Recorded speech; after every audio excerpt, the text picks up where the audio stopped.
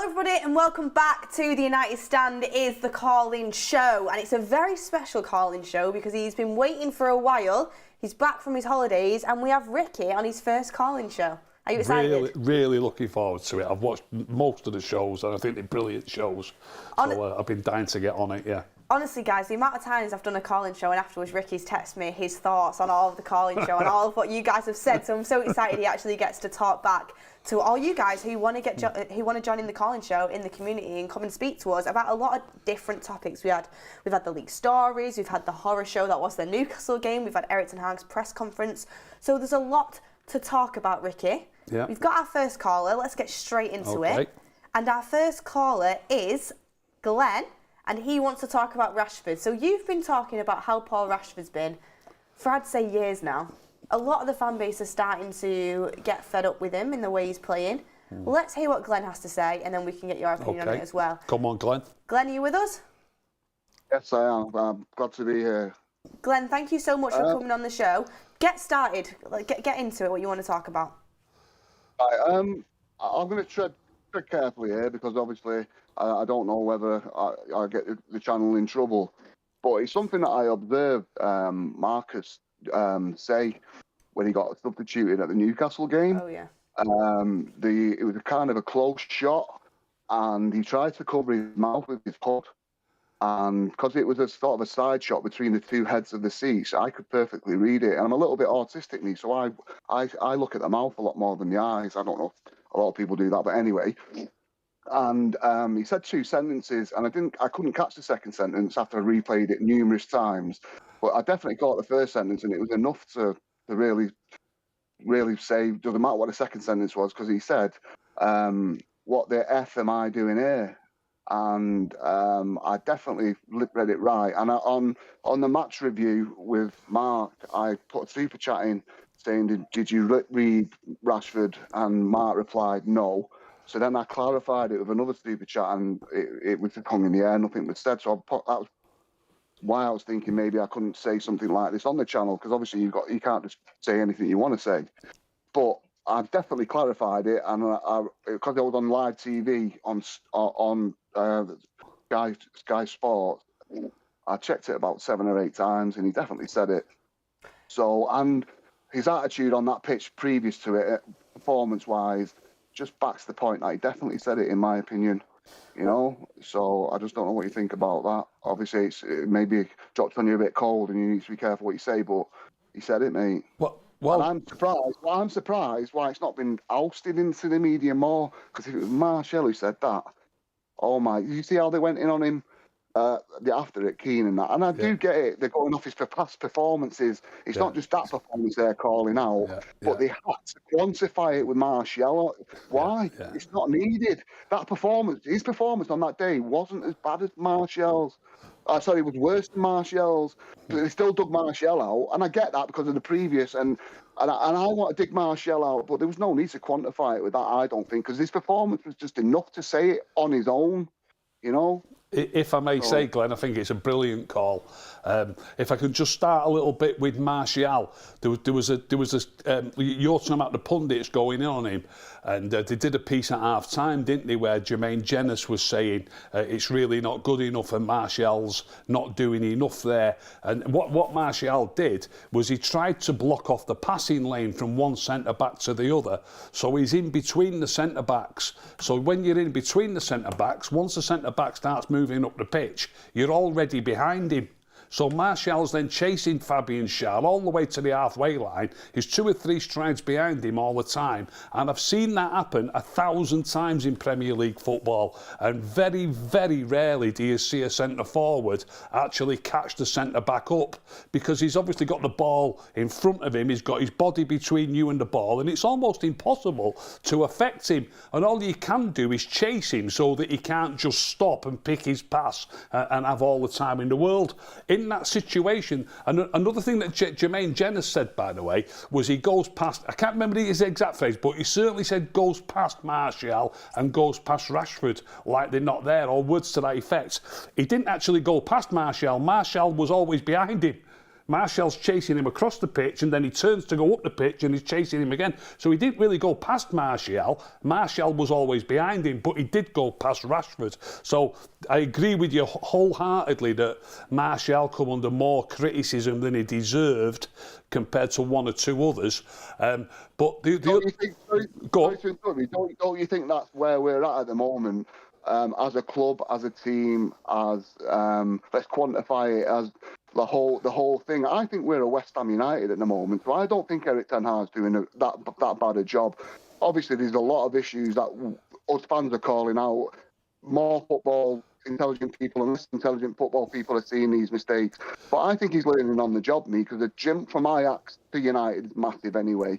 Yeah, regardless of the Champions League semi-final, he's done that with kids. These are different mentality players here, you know. So, but I think he's lucky because he's got a chance to learn on the job because of the transition we're going through at boardroom level and ownership level. Yeah. So I genuinely don't think he's doing as bad a performance as what people are saying, because everyone's going in on the players so hard, vehemently, like I've never heard it before. Yeah. So how Eric Ten Hag's sixth in the Premier League or seventh where it is now, and it's all his dressing room unrest or whatever, all the bad negativity.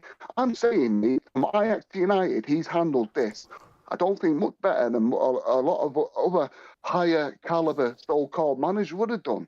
You know, he's doing mistakes, definitely, but I think there's reasons he's doing mistakes, you know, and I can't see the board getting rid of Eric Ten Hag at the moment, obviously because of the transition we're going through, but also they are businessmen. They run our club into the ground, but they're not stupid, because if they were stupid people, they wouldn't be where they are. They've got to know it's the players, I don't think they had the direction, because American sports and English sports are totally different. I don't think they've had the great direction, and that's been shown because of the boardroom level performance, the recruitment level performance. So we're all over the place. Eric Ten Hag has managed all this, different language. Oh my days, mate, I don't think he's doing that bad. He's not doing great.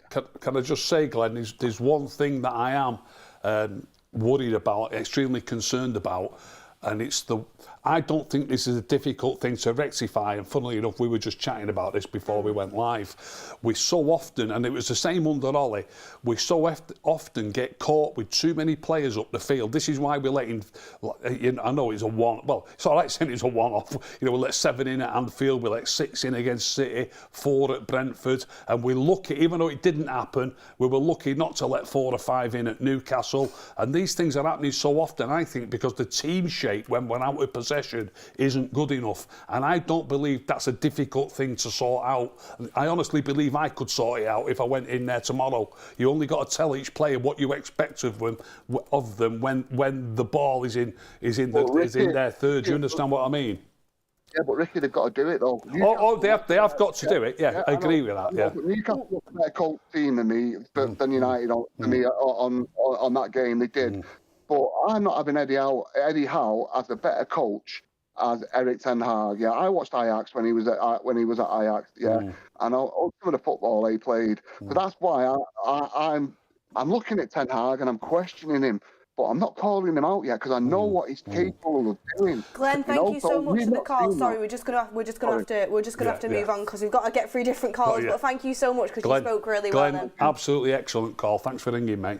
Thank you, Glenn. Mate. Thank you. Appreciate it. Great channel, by the way. Thank you, Glenn. Hopefully we'll see you on the channel again.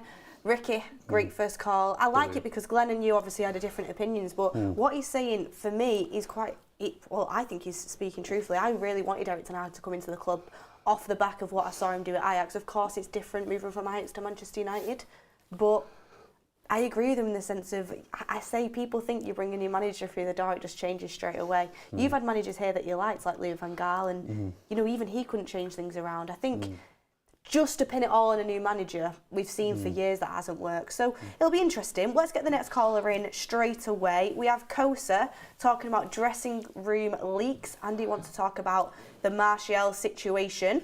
Kosa, are you with us? Hey guys, how are you, Beth? Hi, Kosa. Thank you for coming on the show. So, surrounding the dressing room leaks, what are your thoughts on that situation, Rashford? For you, does it feel like deja vu? Does it feel like history is repeating itself in that sense?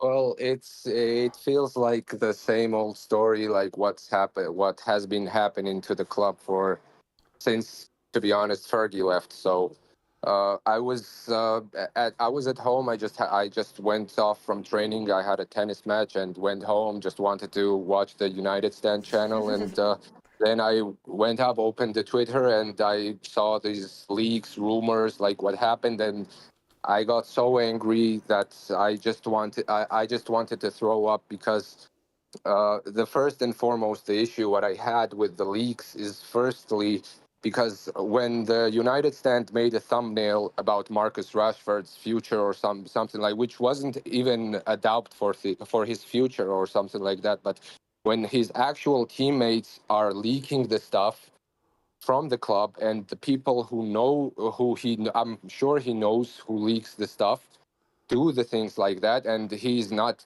doing anything about it. Like he can go off to United fans and United Stand channel and say that stop spreading malicious rumors. Like where was he yesterday? Why didn't he came out and said our team is together or something like that? I'm sure he could have come up with some explanation about it. So why was he quiet? Why were the leaders quiet? Why there was no action from the players? Like it's easy to go on to the United fans when they are have criticizing you, but when the stuff happens from the inside the dressing room, and if you are not the member of that group, quote unquote, who leaks out the information, why you are not coming out and defending the manager who put this faith in you? Like that is my whole problem with what happened yesterday. And I started to laugh, and immediately I was so angry that I'm to be honest, I'm actually bored from this stuff, like what's happening to the Manchester United club, because we've seen it all the time. Like whenever there's something going backwards or there are hard times, players immediately quit. They start to blame each other. They start to blame the manager. And at the end of the day, I don't want Ten Hag to be sacked, but from looking at it now, I think he's going to end up getting a sack if something drastic is not gonna happen. So Patrick, it's not Patrick, sorry, Kosa. Kosa. I have a super chat Yeah. in from Patrick that I want to kind of put to you. He said, is it our players that do not understand the simple things, or the manager decided to press like this? We are the easiest team to play against. CDM is always alone and has too much to cover. So you're speaking about the leaks there, and I think you're absolutely spot on in a lot of what you say. But when it comes to the actual way that we play football, is it the players that are to blame for not being able to follow Eric Ten Hag's instruction? Is he not getting the structure right on the pitch? Where is that going wrong for you? Where, like in my opinion, it all starts from the back line, the defense and the CDM position. Like at the moment, we only CDM we have available is Amrabat, and I don't know why Ten Hag is not playing him and picks McTominay. I really want to see Amrabat play alongside Mainu and Bruno Fernandes, or Amrabat and Ericsson when he comes back, or something like that, until Casemiro is up and ready, to be honest. But from the thing what we saw last season was mostly dependent on our defense, because if you remember when we had Varane and Martinez and Varane and Luke Shaw as a center back partnership, we played higher up the pitch, and the defenders had the pace to track back when the other team was going on a counter attack. So yeah, I think Maguire is playing decently. I don't say that he's like, in my opinion, Maguire is playing decently, but I still don't think he's not good enough, because he can't pass out from the back. He does many long shots. To be honest, he can't play higher up the pitch, because if God forbid someone goes past him, we have a liability, and that's why I think the issue is in the back line, to be honest. Because if we had faster defenders who can play higher up the pitch, we can press more, and maybe get the ball back from the opposing side easier. Because when the season started, I think we were leading in that category. Like Ten Hag also mentioned in interviews that we are winning the ball back from the opposition's line most than any other team in the Premier League. But obviously that's not the case anymore, because we don't have the necessary players at the moment who are starting to play that way. So I can't say for sure, but in my opinion, that's the problem. The Varane and Casemiro absence is the main reason, in my opinion, why we are playing in this style of football. What do you think about that, Ricky? The point about playing a high line, I've heard it said so many times, and needing to have the pace to play a high line. I'm not absolutely 100% certain if I'm missing something that people are talking about, because most teams, and obviously plenty of teams in the Premier League have not got defenders as good as our defenders. At the end of the day, we are Man United. Okay, we're not the Man United of old, but I think, are we seventh in the league or eighth? We finished third in the league. We have got.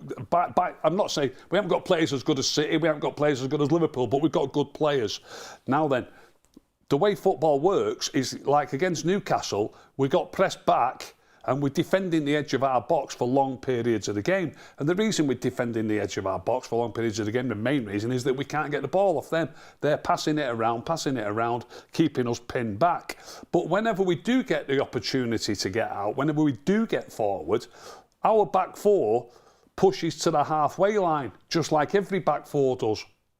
That's what they do, and if we rewatch it, I can show you. They do push to the halfway line. The reason you don't push further than the halfway line is because once you're into the opposition's half, if a forward gets behind you, he's not offside. It's as simple as that. I know it's a simple thing, this, but when you get to the halfway line, if anybody's behind you, he's offside. So not virtually, I would put my money on it that every team in the Premier League gets to the halfway line as often as they can. No matter who's playing at centre-back, no matter who's playing at full-back. So I don't fully hold with that story that I hear so many times about that we can't... What do we want to do? Do we want to push higher and leave? I just don't get it. We do push to whenever we've got the ball in their half, we push to the halfway line, just like every team does, and it doesn't matter who's playing at centre-back. Kosa, thank you very much for your call. Really do appreciate it. Some good points there. Thank you for that. Thanks, guys. Thank you. Got a couple super chats in. Anil says, we struggle mainly because we can't keep possession of the ball within our midfield and attacking players. Patrick says, Ricky, is the last season overrated? The results were good, but the performances, apart from 6 to 7 games, they also played like this last season. Do you agree? I agree, yeah. Jacob says, it's easy. There's players that have been around for 4 managers. Since it's not changing, maybe it's the players. It's the same ones that blame the manager when it's bad. Don't be dumb people, not Eric Ten Hag's fault. Jordan White, a member for 38 months, says Ten Hag needs to build around Martinez, Shaw, Dalot, Wan-Bissaka, Hoyle and Bruno, Anthony Garnacho and Kobe Mainoo. Plenty to start with. Yeah, yeah. And Habby says, the club is in disarray. Rashford and the rest of his core friends on the team are leaking stories to the press. Hey, we don't know who's leaking the stories. I think just to name names, no one has any idea who's leaking the stories. I feel sorry for Eric Ten Hag that he has to work with these people. Very sad. Thank you everyone for your super chats. Keep getting them in, please. And Noah says, love the call-in show. How do we register to participate in this? I would love to share opinions, although I disagree with everything Ricky says. With respect. Noah, we want you to call up. Please do. In the link in the description, if you click the link to the Discord, you follow the chat room in there, you'll be able to call up, so make sure you go and have a look at that. Flu says, Ash Williams is spot on about Maguire. Yeah, I saw that clip. He basically said that, yeah, okay, people are blaming Onana for not being able to pass it out from the back properly, but the whole back line will give hospital balls to Onana and then completely turn the backs and offer themselves for the pass out from the back, which puts a lot of pressure on. And then Patrick also says, even with Varane and Leach, we did not have a high line last season. Ten Hag does not trust in our centre-backs to defend 1v1s. Thank you everyone for your super chat. Let's quickly move on to the next caller. We have Terry wanting to speak about Eric Ten Hag, Rashford and Martial. Terry, are you with us? Hello, can you hear me there? Hi, yes we can. Hope you're having a lovely day. Get stuck into it. What do you want to talk about? Yeah, Beth, great show. I want to talk to Ricky about this. Ricky, hello Ricky. Hi. Ole Gunnar Solskjaer, if you could bring him back to Manchester United tonight, would you do that? Because I've got a theory, Ricky. Ole Gunnar Solskjaer, Harry Maguire back as captain, Scott McTominay as a false 9, and give that captaincy to Harry, and this team will be flying. Is that what you think? Yeah. I'm not so sure. Agree? I'm not saying we'd be flying. No, I don't think those two players deserve... Well, Harry Maguire's not getting criticism at the moment. He's getting a lot of praise. I do believe Scott McTominay gets too much criticism. And I don't know if you saw what I said last night on Instagram, that I've rewatched the game and Scott McTominay played no worse than anybody else. Doesn't get as much of the ball as some of the other players, but for obvious reasons, which I pointed out on the thing that I said. So I think he gets too much stick. But those two players are playing in the team, and we're not flying, are we? Look, our results were all right. Look, we could talk about this. I could talk about this for hours on my own, and I'm sure you don't want me to. But our results were all right, winning 5 games out of 6. The only defeat was against arguably the best team in the world, I'm afraid. I don't like saying it. We lost to arguably the best team in the world, and then we won another 5 games out of 6. And then I hear people saying, yeah, but it's only against these, it's only against them. But that's how you start building confidence. That's where you start. You've got to start beating these teams. One of those games was an away win at Fulham, by the way, and I fancy that somebody along the line, like either City or Liverpool, I don't know if they've played there yet, City or Arsenal or Liverpool, might well drop points at Fulham. It really isn't an easy place to go. That was a good win in it by anybody's standards. So it wasn't as, it was okay. It was going okay. Now then, do we need to bring... I wouldn't... To answer your question about bringing Ollie back, I wouldn't do it. And then the two players that you've mentioned, they're in the team anyway, aren't they, at the moment? What do you think about that, Terry? I think it's an interesting one, but I think Harry is going to win Player of the Month, and I would really, Ricky, I would give him the captaincy back. Bruno needs to focus on his own game. Well, you've got two people sitting here who one who will completely agree with you and one who definitely won't. But I wouldn't. Look, the main reason that I wouldn't perhaps transfer the captaincy is it just looks so amateurish. During the season, taking the captaincy off one person, giving it to another, then taking it back. It's so indecisive. So I wouldn't be against Harry Maguire being captain, but for the simple reason that it looks so indecisive, I wouldn't do it at this stage. Terry. No, sorry, Beth. Top fella, great show. Thank you, Terry. I love it. Thank you very much. Appreciate it. Terry, thank you very much for calling up. It was the highlight of my day. Thank you very much. What do you think about what Terry had to say, Rick? Interesting points. I'm glad that he thinks like Scott McTominay as a 10. Obviously, he's getting goals. He's speaking fat. I'm joking. He's getting goals, isn't he? You know what I mean? And he works hard. It wouldn't be a bad move, I don't think. But you can't just transfer the captaincy back and forth during the season. You just can't. McTominay can't be, for me, squad player. Not a first teamer. Not a first teamer, Ricky. No, maybe not. You said maybe not. Maybe not. You agree with him? Look. I've said this so many times. I'm not saying he's a world beater. I'm not saying we're going to go and start winning league titles and European Cups. But we've got to take stepping stones. And at the moment, for what we've got, he's easily worth his place in the side. At this moment. What accent did Terry have then? Sounded a little bit Irish at first, but changed to a bit of Scottish, I think. Yeah, I don't know. I think Scottish. Terry, maybe that's can he answer us and let us know? Oh, he's gone now. I think that's maybe why I really like Scott McTominay. Oh, possibly. Probably because of the Scottish connection. Could have been.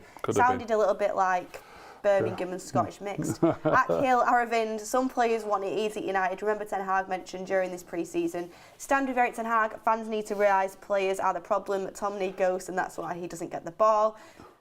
And there are the super chats up to now. Thank you everyone for your calls. Faz is in the chat too. Faz has put in a chat. Have I read that yet? Oh, it's all going wrong for me. Where's Faz's chat? I can't find it. Here we go. Planet Faz, he's contributed. He says, stop spreading malicious rumours. Where is that crew now, mate? Where are the players now to shut it down? They went at me and the channel. What now? God bless them. Faz absolutely loves it. Faz tuning in as well. Thank you, Faz, for supporting the channel. Anyway, let's move on to our next caller. Get the ball rolling. Where's my calling sheet gone? So the next call we have is Arad, and he wants to talk about why Ten Hag isn't the solution. This might be somebody who you can agree with, Ricky. Oh, let's see. Oh, can I just ask you, before I get Arad on, Ricky, do you really think changing the manager will massively change things? It's impossible to say because you don't know which manager you're going to get and you don't know what ideas the new manager's going to have.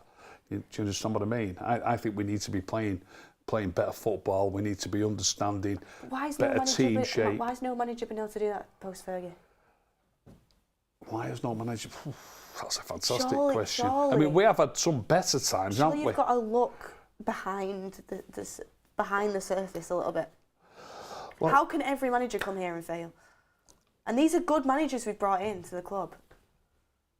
Well, since Fergie, roughly around the time that Fergie retired, City had just had money for a couple of years and started to get stronger. In fact, I think they'd won one league, when Fergie retired. Maybe. I think they'd won one league. So City have become, let's be honest, an absolutely gargantuan team, haven't they, in that period. So when you say how come we've gone like this, and now I know 6th and 7th isn't good enough. We only finished 7th under Moyes, didn't we? And I think we finished 5th and 6th a couple of times.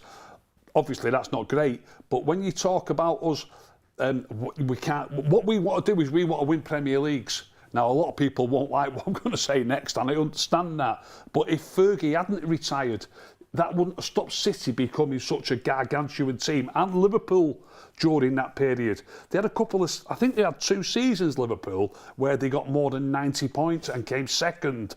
Wow. If anybody can check this and confirm it for me, I'm not sure we've ever got more than 90 points in a Premier League season. Do you understand what I mean? If Fergie hadn't retired, we still might have only won what we've won in the last 10 years. Well, let's see what Arad has to say.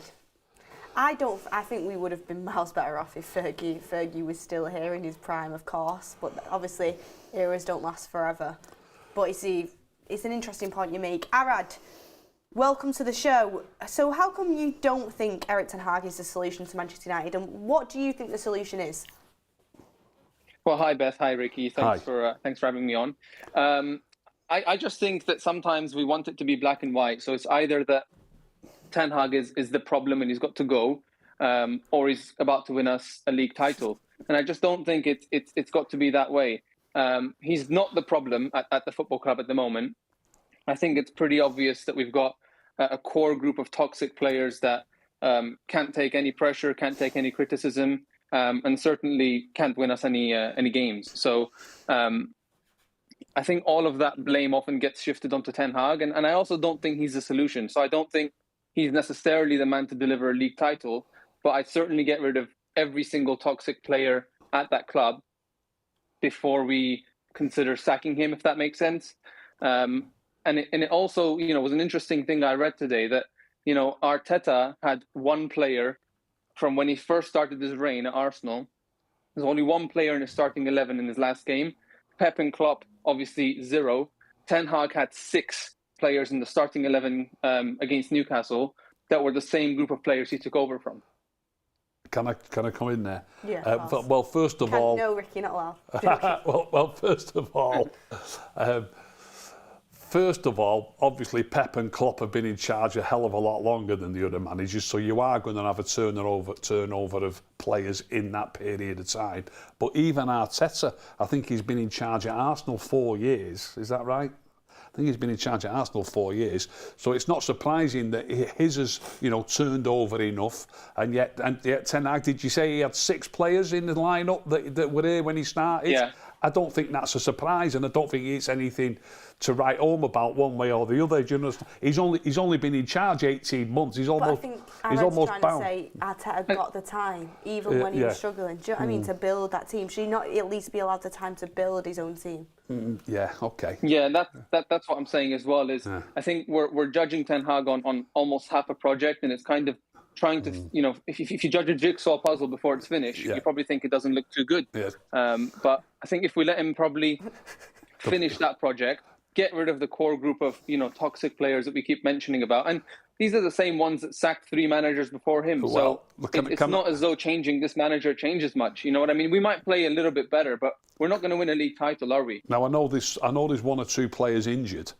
And you're talking about, you're talking about the players in the team, as 6 of them weren't with him. But let's be honest, are any of the players that he's signed, are they pulling up any trees? Are we absolutely over the moon with any of the players that he's signed? I mean, I've been ridiculed once or twice on here for saying that the best 2 players that he's signed are Eriksen and Johnny Evans. But the reason that I say that is that they didn't cost anything. There's no risk. There's no risk, is there? They're both free. I know Evans is injured. And wait, you think his best 2 signs are Evans and Eriksen? Yeah, because of the price. I'd nearly just let that one slip then. Because look, Evans is injured. Certainly Eriksen. Hopefully Evans can get fit and stay fit. And he's going to, if he gets fit, I've told you already, and he was already doing it. He's going to play a lot of games if he's fit. If he's not fit, then my argument doesn't hold water. But certainly, if he's fit to play, and Eriksen's also injured at the minute, but he's already played a lot of games. The amount of games that that they're fit enough to play in, but B, you don't have to get selected either just by being fit. So he obviously thinks a lot of Eriksen. So Eriksen's played a lot of games for him, and he was a free signing. To me, that's his best signing. He's played enough games and he was free. And I think Johnny Evans will play a lot of games and he was free. Now then, we've given, was it 80 or 90 million quid for Anthony, for example? Give me Eriksen for nothing and Anthony for 80 million quid. Yeah, of course. Any day of the week. I think Eriksen was a good signing for free for sure. I would have preferred to go for, even though Evans has done well, I would have much preferred to go for someone up and coming for the long term rather than go for Evans at the time. But surely you've got to put Martinez into that equation. He's 24 years old. He's got was he 60 million quid? Quid? He's got such a big future ahead of him. I'm 24. not convinced. I'm not convinced, Beth. I hope I'm wrong, but I'm not convinced. Arad, thank you very much for calling into the show. We really appreciate it. Thank you, Arad. No problem. Thank you, guys. Great call, mate. Thank you. A lot of people aren't happy that you've bashed Lisandro Martinez. At Kill Aravin says Pep comes in next and his hair grows back dealing with some of these players and owners. Erik ten Hag took over a mess of a club. Good to see Ricky. Yeah, I agree. Erik ten Hag took over a mess of a club. Faz isn't happy with your Ferguson comment. He's not at all. He said it's completely unfair. Also, somebody commented saying, feed Beth's tree. Let it know it's Christmas time. Can I give a shout out to me mate who's got a Christmas tree farm? Yeah, go on. Wayne Lowry, if you're watching, Wayne, hope you're watching, mate. Can you drop him a tree off? I mean, look at the state of that. Wayne, look at the state of that. He's not going to be happy. Drop a little tree off here, Wayne. There isn't a load of room, but a little tree here would be lovely. I'll let you know. I'll get you the address to you. We'll try and get the upgrade. Ricky. We'll sort a good tree out. Wayne, get in contact. Thank you very much for that one. It does look very sad over there, doesn't it? Yeah. I don't know why it's automatically become my tree. It had nothing to do with it. But anyway, everyone comment on Goldbridge's next stream later on tonight saying, give the studio a bigger budget for a tree, Mark. Come on, like what are you playing at? But anyway, next caller, we have Dylan talking about what's next for Man United. What is next? Who knows? Dylan, welcome to the show. All right. Hi, Dylan. Hi, mate. How are we? All good. I'm trying my best, Dylan. I'm trying my best to get through this period with Man United. Thank God it's Christmas time, or else I really would be feeling it. The tree's definitely a United fan, isn't it? Yeah. Looks a bit depressed. Yeah, someone has said before, the amount of effort's been put into that tree is what the United players give on Saturday against Newcastle. But Dylan, what's next for Man United then? Tell me something positive. Give me something positive. I don't know if I can. Oh, I know, it's sad, isn't it? Because I don't think the manager's good enough, not just for the performances, but for everything like off the pitch, media related. But I wouldn't change him until the summer, because we know the players aren't good enough, the manager isn't good enough, the coaches aren't good enough, the recruitment's not good enough, the infrastructure's not good enough. Oh my God! So I think we've got too much to sort of chew at, haven't we? So we've got to be like realistic, like we need to be smarter rather than what we're doing at the moment. Like that Grassy for Stuttgart, I think that's got to be done because of the price. Like it's not a loss if it doesn't work. No, I get what you mean. It's 15 mil. Like it's similar to what when we took a punt on Dan James for 15 mil. That's the same with sort of Grassy. It's a punt, but Dylan... and it's a profit on Dan James. It's smarter deals. We got 29 million for Dan James, didn't we? I mean, what do you think about what Dylan's saying there about all the problems that are not just the coach but behind the scenes as well? I don't really know a lot of what's going on behind the scenes, but there's certainly... I always tell you, you just ignore me. There certainly seems to be a lot of unrest, doesn't there? There certainly seems to be a lot of unrest, because even if there is someone promising coming in, it never succeeds because it's just a negative atmosphere. It's just not... We're not singing the same tune somehow. Look, it can't be great coming into a club where there's a negative atmosphere, but at the same time, if you're a new player coming into a club, you've got to be determined to show what you can do and what you're about. So as much as it can't be very comfortable, you need to have more about you, and I would hope that we'll be signing players that have got that attitude when they come into the club, that, you know, no matter what's going on behind the scenes, no matter what the toxic situation is in the dressing room is, when I go on the training pitch or if I'm lucky enough to get on the field, I'm going to show what I can do. Someone just said that the tree's a branch. Now I am offended. No more slander on that tree. But Dylan, you've talked a little bit about Guirassy coming in January. If you're Erik ten Hag now, how do you change things at Manchester United? Are you making changes for the Chelsea game? Like, are you dropping players? What's your immediate decision of how to change things around? I think he needs to play to himself. He's too busy worrying about playing for the players. Like, he hasn't played Ajax football because he's not willing to sort of take the risk. Like, if you look at Ange at Tottenham, he said, "This is what I'm doing, and I'm doing it no matter what. Doesn't matter if we're 2 men down. We're playing the high line, and you can lose, but like, it's playing his football. He's adapting too much, and you just set yourself up to fail, I think." Can I ask you a question?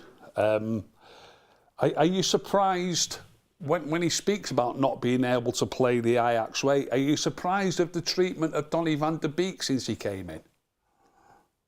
No. You're not? Why not? Because he hasn't really put his foot on it, and he's been injured. Yeah, but the way I look at it, though, is when a new manager comes into a club, everybody gets a clean slate, and that is usually regarded as a fact. I know there's no facts in football, it's normally opinions. But it's generally regarded as a fact that when a new manager comes in, everybody gets a clean slate. Now, he's only been with us 18 months, and Donny van de Beek's had a long time injured during that period. And before he got injured, I think he might have got a couple of starts in the League Cup. He might have only started one league game in which he got a really serious injury. Now here's a player who was playing for Ten Hag at Ajax and playing week in, week out, and they reached the Champions League semi-final. I know the Dutch League might not be the Premier League, but they did reach the Champions League semi-final. It might be some years before we reach the Champions League semi-final. Surely he must... I'm just astounded that there's a player who was a regular player for him for Ajax who can't get a minute on the park. And no matter what anybody else wants to say about whether you rate him. I'm not interested whether I rate him, whether you rate him, whether anybody else rates him. I would have expected this manager to rate him. Do you understand what I'm coming from? And give him some game time. Yeah. But you can't say he's not willing to change, because he was going to get rid of Maguire and McTominay, and now the starters. Dylan. So he is willing to give people a chance. Yeah. That's absolutely true. Dylan, thank you very much. Some great points there. Thank you, Dylan. On Donny, I mean, I always want it to work. I just don't think he's good enough. And I think with Ten Hag, he obviously doesn't see him as part of the future. He wants to leave, so what's the point of playing him? Do you know what I mean? Why does he seem like that, though? When he was such an important player? He obviously doesn't think he's good enough for Man United. He must not. He must not. I mean, it's sad. He's a really nice guy, but he was good enough to play in the Champions League final, which we're not going to get to, are we? That was a different system, though. Yeah, different system. Fair enough. I mean, it's interesting stuff. We'll see I'll stand corrected. We'll see what he does with the rest of his career. He went to Everton, didn't really do anything, did he? Let's be honest. He got injured, didn't he? I know, but he was playing great in the game that he got injured. Playing great, and it was against City. Well, and they were drawing with him. I do like Donny van de Beek. I wish it would have ended differently. I had such high hopes for him when he came in, but it's just not happened. Next caller, we have Usman. Usman, I know you love a rant. He's been going off on Twitter. Usman, are you with us?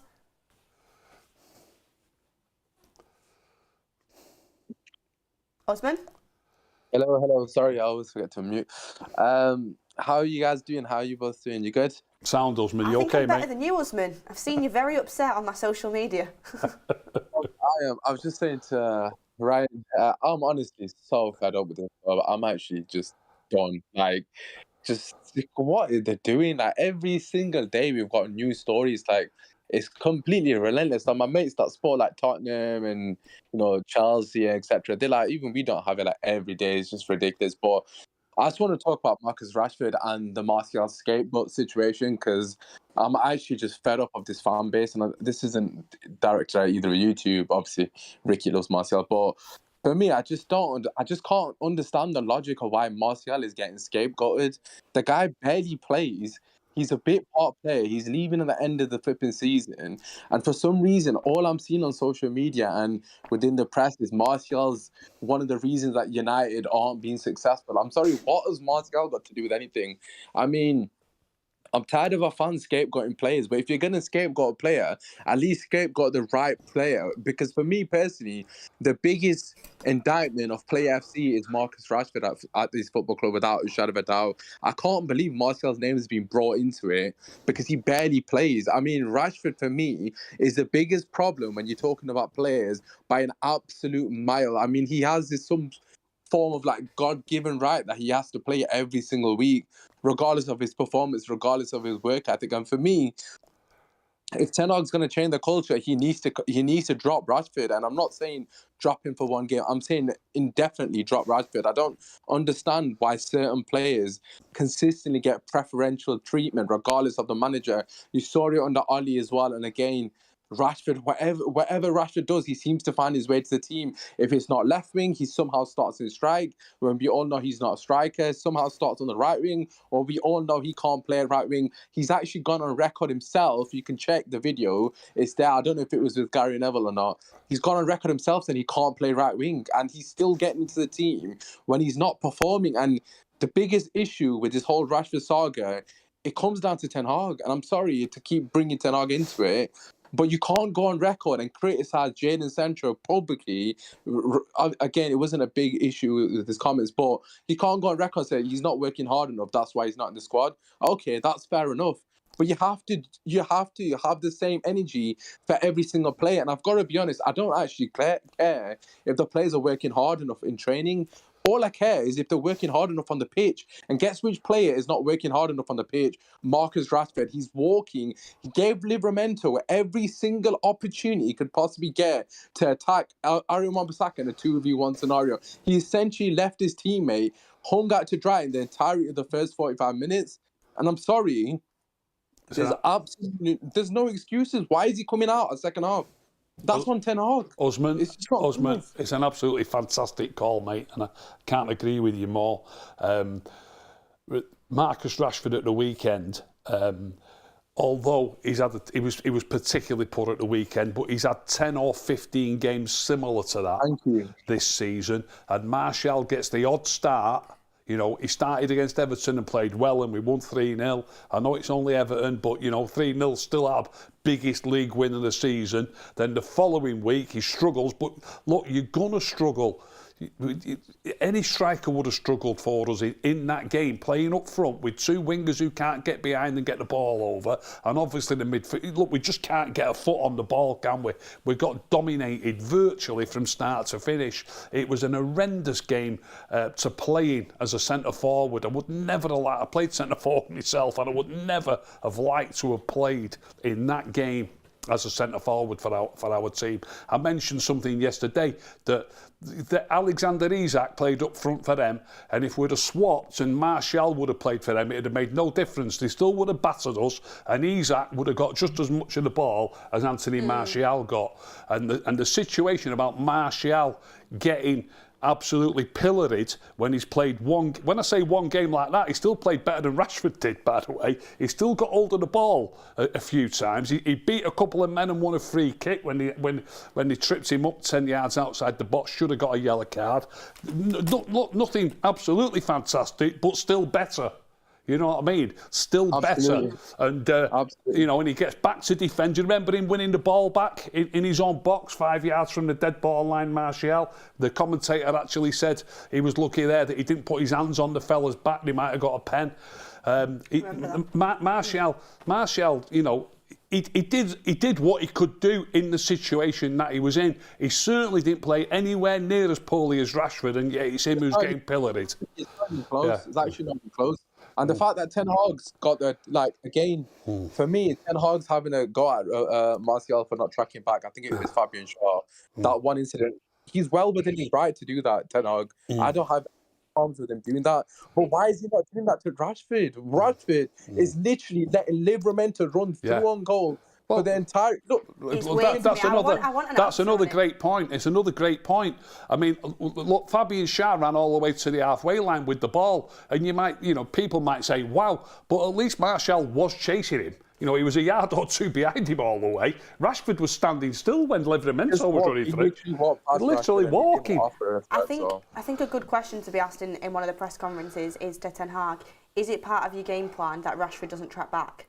Because he isn't doing, and it seems like you'll never get in a press conference again. It seems like there's no consequence for it, though. Usman is right. It can't be. It literally can't. The reason I used to think the same thing, right? But when anyone with any tactical nous, right, is watching that first 45 minutes against Newcastle, we were all saying it on socials. Livramento is cooking us 2v1 against Wan-Bissaka. It was a game plan from them, clearly. After 10 minutes, if let's just say the hypothetically, right, is tactically said Rashford don't press or don't track back. Sorry, let's just entertain that logic. So that's the tactics: don't press or don't track back. After 10 minutes of that tactic or those instructions being given to Rashford, surely Ten Hag can then say, "No, what? I've actually made a mistake. Yeah, we need you to track back Livramento." He didn't rectify it, so that's a problem in itself. If it is a tactical thing, it's an issue that he hasn't even rectified it, because quite clearly they were going to score from Livramento's side. It was going to happen eventually. It ended up coming from Trippier's side. But that being said, we got let off the fact that we went into the half-time at 0-0 and Rashford came out as second half is generally sackable in my personal opinion. It's an absolute joke. There's no United fan that can actually sit there and say, "Oh, the border to blame." We know the border to blame. We know these players are vermin. We know these players are toxic. We know all this. Why are you playing him? Why are you playing Rashford if he's not going to run? I don't care if Pellistri drops a stinker. Play him. Because at least I know I'm going to get 110%. What's happened to fight for the badge, play for the badge? Rashford is not even giving 10%. I swear to God, if that was me and I had half the ability as him, I would die for that shirt on the pitch. The guy's giving me not even 5% of effort. He's walking and he's 26. And people cook Ronaldo for doing X, Y, and Z. Ronaldo's 37. Let's keep the same energy for the star boy. And I'm coming back to Ten Hag. Stop putting Rashford on a pedestal. He doesn't warrant it. He's done absolutely nothing at United to warrant any pedestal no player has. Not one of them has been good enough to be on this preferential treatment. They all need to earn their stripes, and that includes him. So if he starts tomorrow against Chelsea, I will honestly lose it, because there's no way he should be starting. I wouldn't even sub him on. I'll let him watch the whole 90. I don't care if we're losing 4-0. Let him watch the whole 90 and let him think about what he's done. Osman, if I can just come in quickly, mate, because you are having a big rant there. On the subjects of the right wing, if we assume Garnacho, I don't think Garnacho was that clever either at the weekend, by the way, but if Garnacho keeps his place on the left wing, I've got absolutely no problem whatsoever with Anthony starting on the right wing. At least he works hard. At least he tries to look after the ball. He doesn't. Marcus, to me, dribbled it in field a few times and lost it too easily. I think Anthony gives you a bit more. I wouldn't mind Anthony starting. He certainly gives you a lot more when it comes to work rate and team shape. But then at the end of the day, if we are desperate for a goal and we're going to make a change, it needs to be Pellistri that comes on. Well, that's the Marcus should be behind both of them, and he's starting all the time. It absolutely blows me mind. Well, that's the thing I was just about to say. I thought it might have been a tactical thing, because I don't understand how it can keep happening if it wasn't a tactical thing, with it just going without any consequence from Erik ten Hag's side. Because I thought, Rashford's pace, he probably wants him on the last man maybe to get him behind.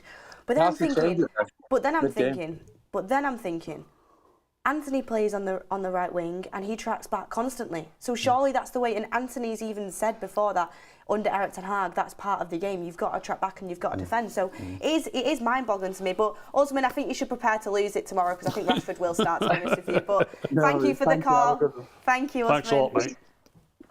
I love the passion. Yeah. Leaves it all. Leaves it all on the call. We love that. Next caller up, Ricky. I've got someone who I think you'll have a good call with, and it is Rock, and he wants to talk about some of the players Rock, are you with us? Hello. Hi, Rock. Hi, Rock. How are you, man? All good.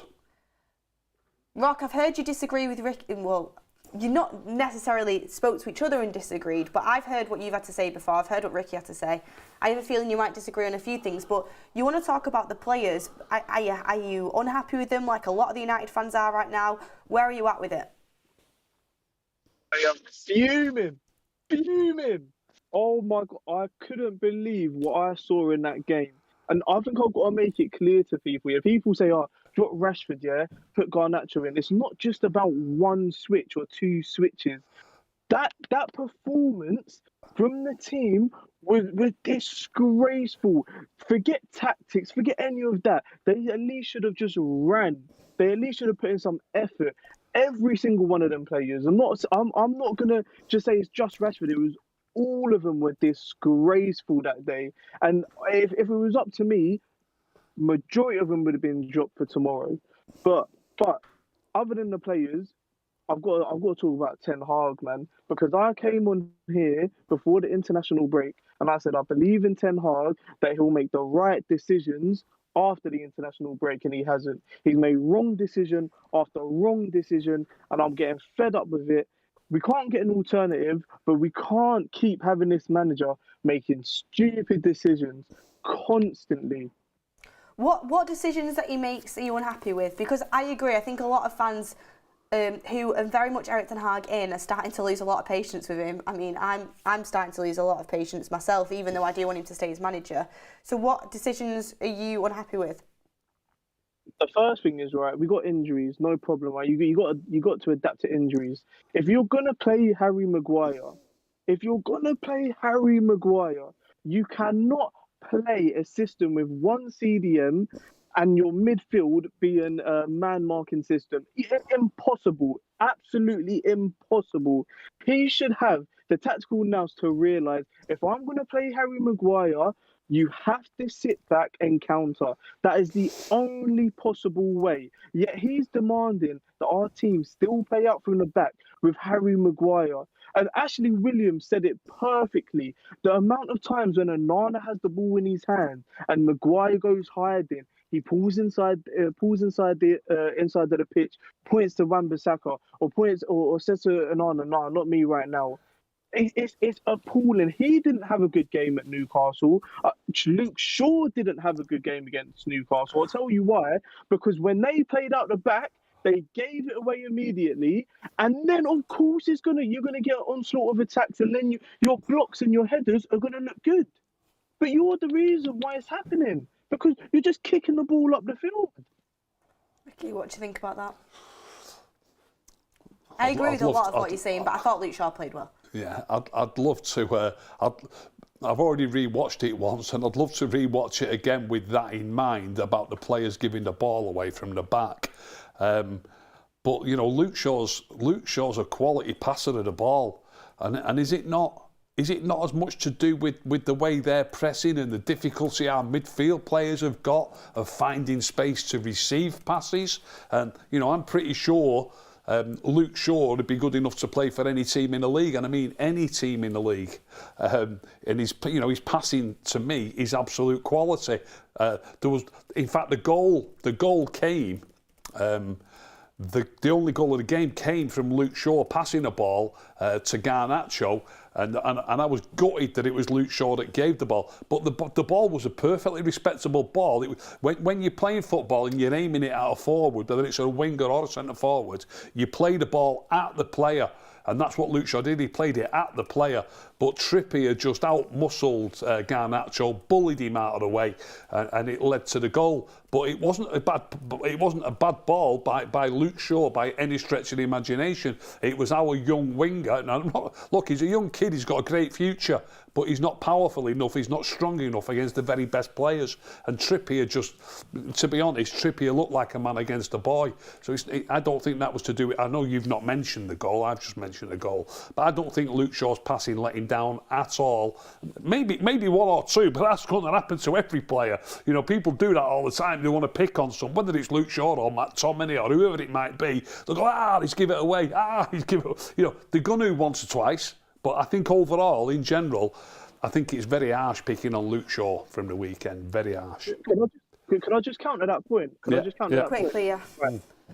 I'm happy with Luke Shaw. I think he's a quality player. All I'm saying is him, as everyone else on that pitch, had an awful game. With that pass, it wasn't a good pass. I'll tell you why it's not a good pass. Because if you got wingers such as Garnacho, Anthony, you know they're small. You cannot play a ball off the ground into the middle of the pitch. You can't. If you're going to do that, you have to play it swift across the ground. They're never going to win physical battles. So that was a bad pass by Luke Shaw. It wasn't. Luke Shaw should have been over the top. Ash, listen, I'm sorry. Look, it was Luke Shaw was on the edge of his own box. We were under pressure. Garnacho was on the halfway line. You can't play a ball along the ground all that way. You just can't do it. It'll get intercepted. You cannot play. I don't think I've seen in my life a 40-yard pass played along the ground. You have to put a bit of weight into it. You have to get it off the ground a little bit. And the winger who's coming towards it has got to get his body in front and get the ball on the floor and hopefully get Trippier just out-muscled him far too easily. Rock, I'm sorry, we've got to move on. We've got another call. Yeah, we're towards the end of the show. But sorry, Rock. Thanks for the call. Thank you so much for calling in. I really like the debate. Thank you, Rock. Thank you. Quickly, we've got DZ on now. DZ, are you with us? DZ? Yep. Hey, guys. How you doing? Hi, DZ. Quickly, because we've not got much time, but what did you want to speak about? Yeah, I apologize if I'm repeating anything anyone said earlier. I wasn't able to listen, but I feel like the sunset of Ten Hag's managerial career at United is ending, and it sucks. But at the end of the day, the club let him down to begin with, and then he's not doing himself any favors. So I looked at the press conference this morning, wasn't the biggest fan of it. But yeah, it's just kind of just reeks of his time is coming to an end and these players are going to get by unscathed yet again. And it's annoying. I mean, DZ, what would you do then with regards to Erik ten Hag and the players? What would you put in place? I feel like Ten Hag, because he's not helping himself, he might not be the manager of United for the future, but I think he's the right guy for right now. And I say that because these players are not good enough. They don't have the right mentality. They don't work hard enough. We've seen it for 9 years now. So I would let him basically rebuild the club. And then, if he turns it around, great. And if he doesn't turn around, then I would expect change in terms of structure, recruitment, right players in, right mentality in, all of the stuff. So I would give him time. But that doesn't necessarily mean that I'm the happiest with his decisions, because Rashford shouldn't even be seeing the field, let alone starting. And McTominay shouldn't be playing 90 minutes in a game. That's just how I feel. Ricky, what do you think about that? Obviously, we all have our different opinions on players. I agree with you on the Marcus Rashford one. McTominay, who would you bring on for him when he's played 90 minutes?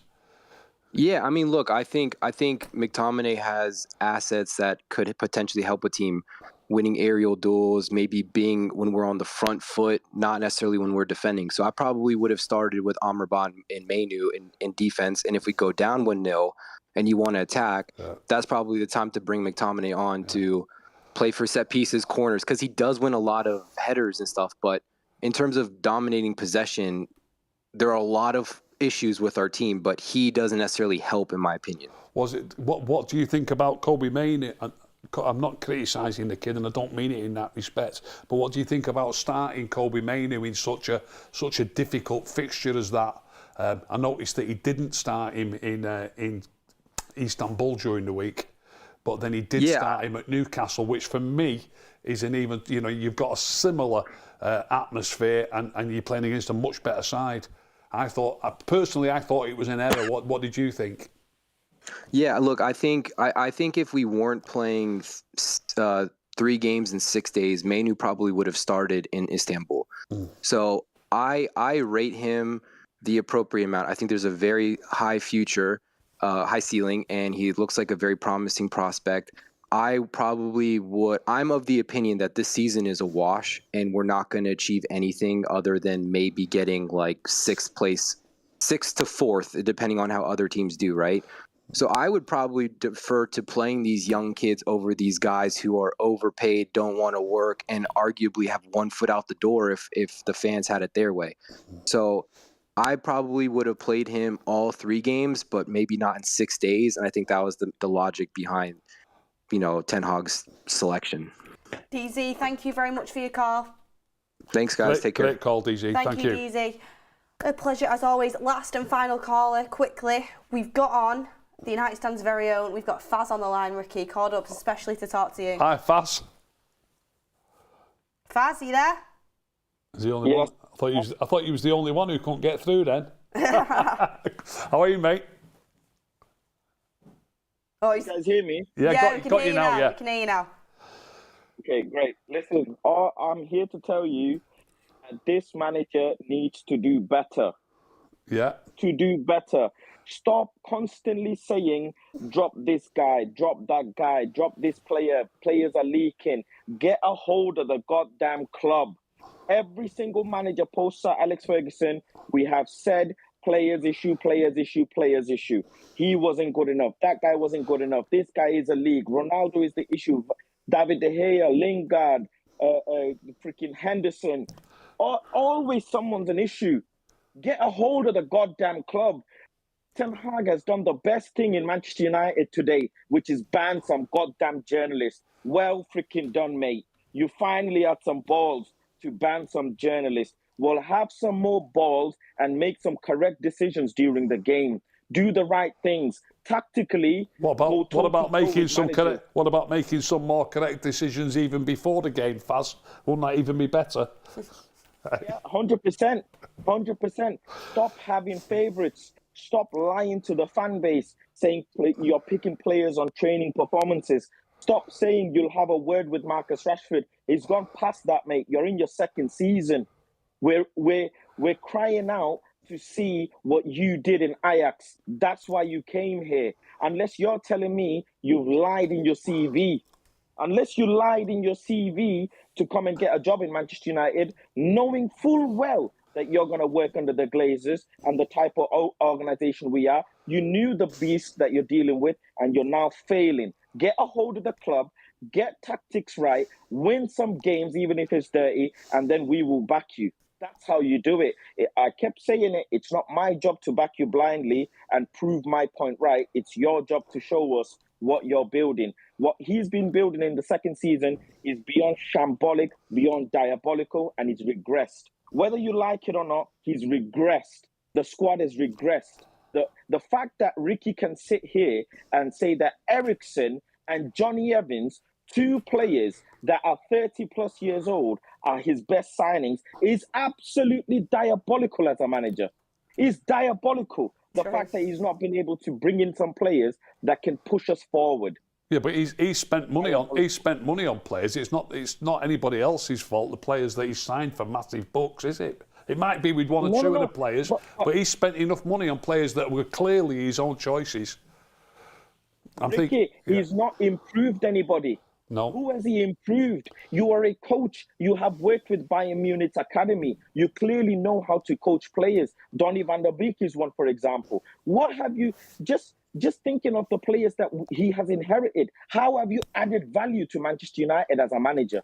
Please, can someone, the thousands of Manchester United fans across the world, the millions, tell me what value has he added as a manager to a single player of Manchester United? One single player.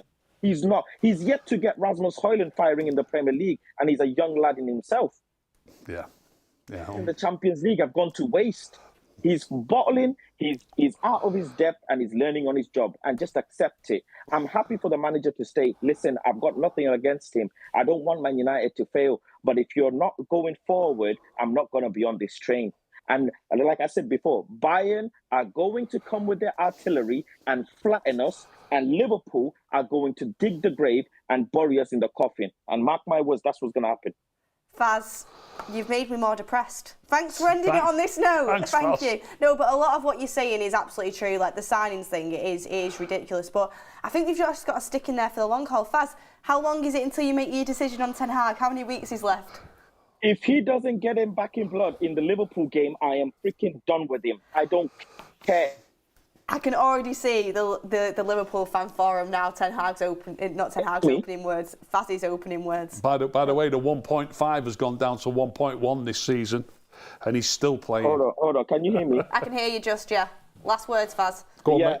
I said he signed a player in January that touched the Anfield Liverpool logo whilst he's going into the stadium and then collected Man United's worst defeat. If he doesn't get it back in blood against Liverpool in Anfield, and I don't give a heck, you know me, I'm a passion merchant. I don't give a heck about 4-4-2, 4-3-3, I don't give a heck. all of that BS. I need them to get it back in blood against Liverpool. And you don't do that, you're done for me. I don't give a flying heck. He cost me my treble as it is. He cost us our treble.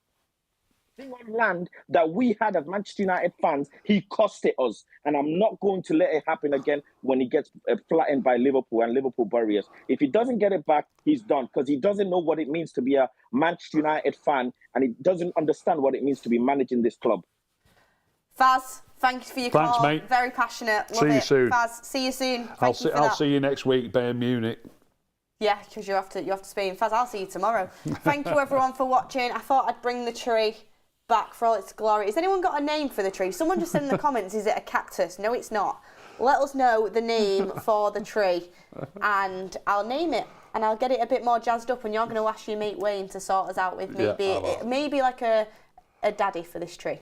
Or a mum. Yeah. But yeah, anyway guys, thank you for watching.